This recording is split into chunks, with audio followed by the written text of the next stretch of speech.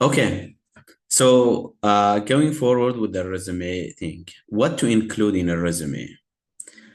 We do include some personal details and contact information, and I will talk about that in more details. We also include, as you see here, we also include skills, abilities. What's your skills? For example, one of the skills you gain from attending career preparation academy is critical thinking, communication, public speaking. These are all skills, And then summary of your qualification and most recent and relevant professional experience. You start with that one, most recent one.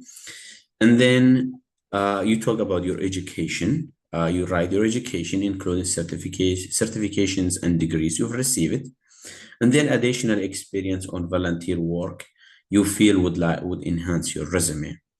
So as you see, we have like a more of like a template here based on. I have got a lot of questions. I work. Maybe I've edited or rewritten my resume since I graduated from school, maybe 15 times or maybe more. So that's how much. Some people say, okay, should education be in the first or the last?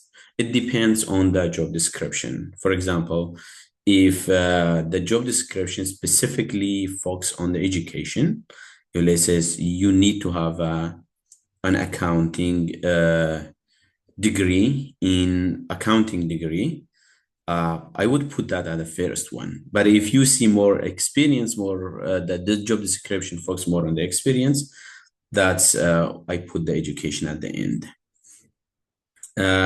Yeah, we also, as Stanley also put in the comment, we will be sending this template to all of you, and we will be also working with you if you have any question after you receive the template. So work experience. What would be an example of work experience? What do we need? So title, I mentioned, location and dates. And then if you see here, there's an example. See Kadam Sahar. I don't know if Stanley knows Kadam Sahar. So he lives, this is his title, his address in Baghdad. I mean, this is all fake address, but I just put it there. And this is his email and phone number. So let's say we're looking at Kadam Sahar resume right now, if he was in Iraq or not a very famous singer around the world. So we write bullets about achievement and responsibility. See his achievement. Now he is a receptionist at Babylon Hotel. Let's imagine Kadam Sahar is there if you go there. So as I mentioned, you see he's in this position. If he's in this position, right, you say greets, answers, or handles. But if it was like, for example, in the past, we would say here, conducted and monitor. So bold points, it's the list of experience from the most recent. See, we're going from the most recent, 2022, 2019, okay? Then we use action verbs. Action verbs, for example, like conducted, responded, checked, action verbs, handles, things like that. And then that's kind of an example. I put Ramsar for fun. There is no, I don't know what his resume look like. I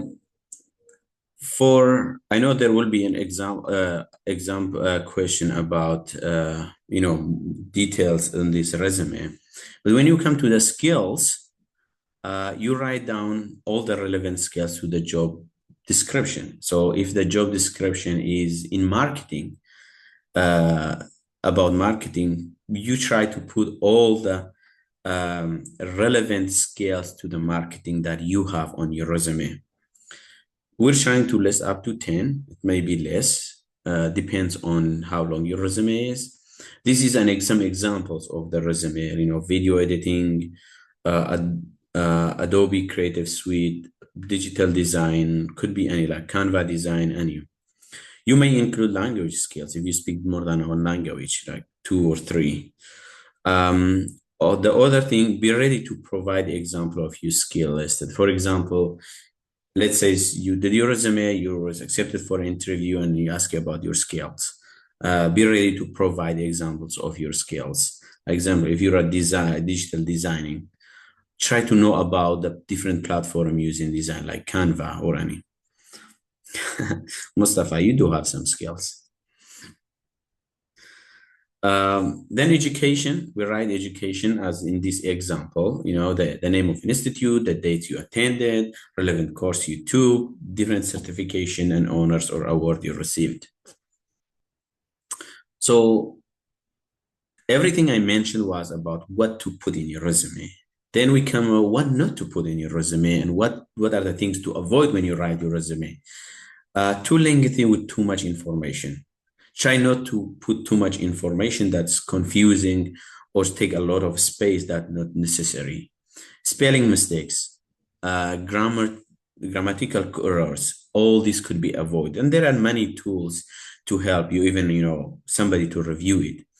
So there are things I've seen in many new graduates from school, especially from Iraq, when they put in their resume. A lot of them, they put their age, their gender, or personal information, very personal information, date of birth. That's something I always recommend, and we always recommend to avoid. For why? Because they take space and they don't serve a purpose on your resume. And the other one is also picture. We'll talk about the picture. I get this question, should I put my picture in the resume? I personally highly recommend not to take a picture, not to put your picture on the resume. And then we try to avoid large, weight or add spacing in your resume. So try to avoid anything that doesn't serve a purpose in your resume. If I'm an employee, that doesn't give me a piece of information about your skills, qualification, or your job, work experience. For picture, again, Stanley will be talking about LinkedIn profile. Usually right now, I put my LinkedIn profile with the title, under my name and my address, because if somebody wants to take a look at my picture and what I've been sharing, they go directly to my LinkedIn profile. So we're going to give you an example, and we will help Jane do with her resume. I see a question in the chat. I will come back to your question, Sana, to that question. But let's help Jane do with her resume. What is something wrong? Something you can help her to make her resume more professional, or to correct her resume, I would say. You can use the chat to write what may be corrected. Size of the font, great catch. Spelling mistakes, we see some spelling mistakes. Variant font, typing. Yeah, misalignment, personal unnecessary information, personal information. Yeah, all these mistakes, all these points, all the things you've pointed out could be avoided on Jane's resume. Make it fake high school. Yeah, that could be a fake high school. Yeah, I think your email is also interesting, and phone number. Yeah, too much information. Education, I see some education. Yeah, so all these are correct. Let's see if you caught everything that was supposed to be corrected. Yeah. So yeah, you mentioned most of these points. Everyone or everything. So I will come back to, I think it was Sana's question about different resumes for different to make a different CV for to each job I apply for too. So you're not necessarily making a different resume, but you're editing your resume based on the requirement in the job description or in the job description. And this example here, next one, will clarify that the keywords that we're looking for to put that on our resume. For example, this is a teacher job description. They need a teacher who can prepare math classes, complete learning objective. They need a teacher who implement teaching methods, grading quizzes, student academy, or positive relationship classroom. So for me, if I would be applying for a teacher, this position, I do have some background in teaching. Back in Iraq, I used to teach for a few years. I would take some of these terms and add to that teaching experience. It's 1 year experience. Let's say at Ta'mim High School, I taught for 2 years. So these key terms will go to in the bold points that I will describe under that experience.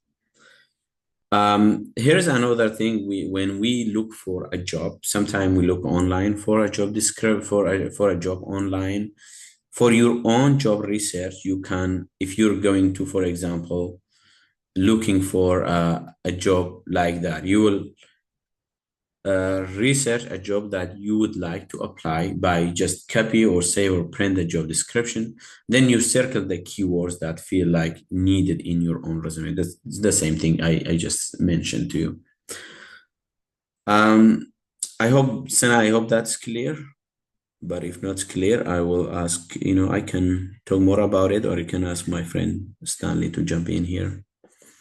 Most companies requires computer skills. Yeah, that could be true. That's true, Mustafa.